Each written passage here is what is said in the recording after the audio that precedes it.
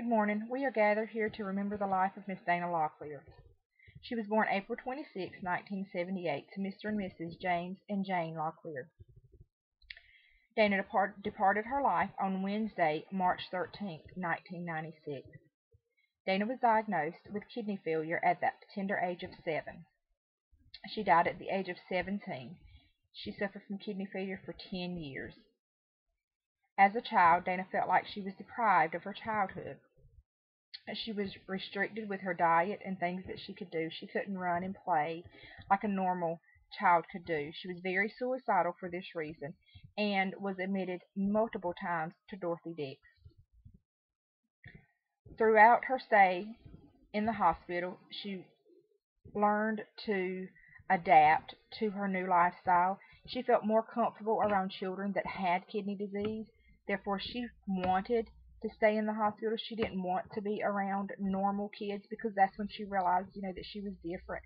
She couldn't play and do things that normal kids would do. She felt more comfortable in the hospital than she did at home, which is a very sad thought when you think, of a child feeling more comfortable away from their parents and with strangers than with somebody that they love.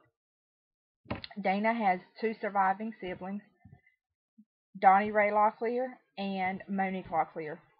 Monique and Dana were inseparable until Dana was diagnosed with kidney failure.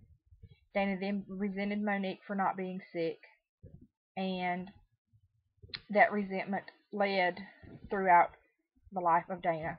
Monique loved her sister dearly and would do anything for Dana. It broke Monique's heart when Dana didn't want to play with her and when Dana would beg to go back to the hospital. Dana did receive 2 kidneys. Both kidneys failed. During her peak time with her kidneys, she was able to resume a somewhat normal childhood. She was able to return to school to her best friend, Nahaven Lowry, and her restrictions on her diet pretty much lifted.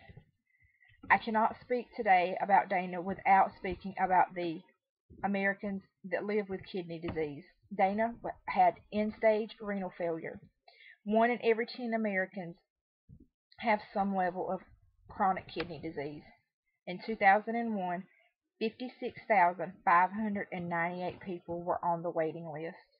I remember when we got the phone call that Dana was moved to the very top of the waiting list for her kidney transplant, not once but twice. This is how sick she was. I cannot speak today about Dana without stressing the importance of becoming a donor.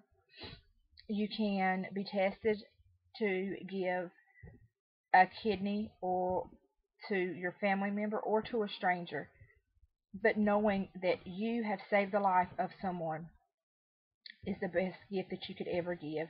I know Dana got the best gift that she could ever receive, not once but twice. Thank you today for listening about the life of Miss Dana Locklear.